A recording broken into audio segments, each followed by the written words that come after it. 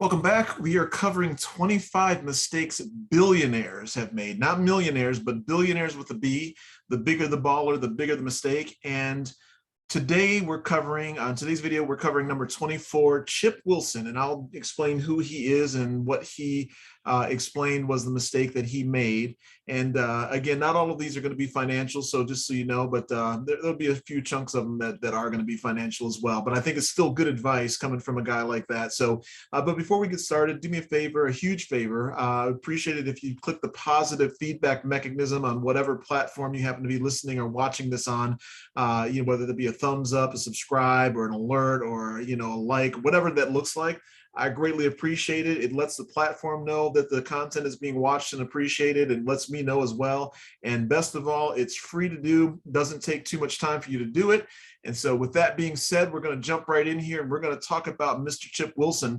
So Chip Wilson is one of the founders of Lululemon. And for those of you who are into yoga or goat yoga or whatever kind of yoga you're into, me wearing yoga pants is not a good look and not a good thing for anybody to see. I can promise you, and I'm not going to share any pictures. But anyway, we'll move on. It's a visual that will forever be ingrained in your mind, and not in a good way. So anyway, Lululemon and their apparel, he's one of the founders. His estimated net worth is about $6 billion. And when I quote these and do the searches, for a company like that is publicly traded, that is going to fluctuate, with the rise and fall of the stock, if they're publicly traded, right? And you've seen it before, potentially, where Warren Buffett, Jeff Bezos, Bill Gates, Elon Musk, all kind of switch positions depending on how well their stock is doing at the time, or what news events is triggering a positive or negative, move in their stock price. So I really don't want to focus on that. Again, they're billionaires, and whether it's 2 to 5 billion or 6 billion or 1 billion, right? I mean, it's way more than what I have. It's not like I'm carrying around that kind of change in my pocket. So, and I don't know of a lot of people who are.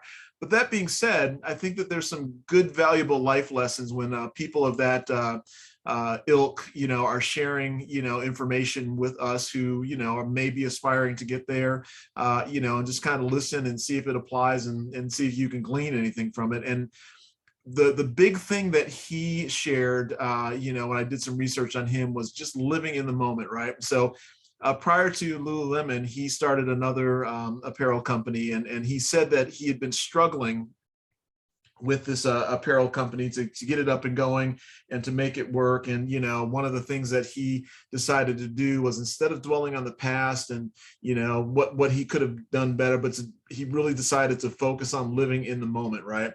And living in the moment meant appreciating the successes, whether they be large or small, or financial or not, but living in the moment with people, with the successes. And when he decided to do that, he said that's when things started changing going forward, not only with his current company, apparel company that he had, but also with obviously the big success that he had with Lululemon. So again, I think that I also get caught in that trap also. I mean, and one of the things he said was also just looking to the future too much too. And I have that tendency as well. I'm very future and forward thinking, and look into the future instead of trying to engage and be engaged. I've struggled with that my whole life, and it's not a good thing. And I need to do better. So that resonated with me, and that's why I'm sharing that with you today. And hopefully you can, take that for what it's worth. And if you're doing that already, living in the moment and appreciating the people and the process and everything that's going on as you're trying to grow your business, I think that's wonderful. So, but this is one area for me that I can certainly do better at, and I'm trying to get better, and need to continue to work on it. So that's going to do it. Again, do me a favor before I let you go, click that positive feedback mechanism on whatever platform you're listening or watching to this on. I greatly appreciate it. It's free and quick to do, and we will talk to you at the next video.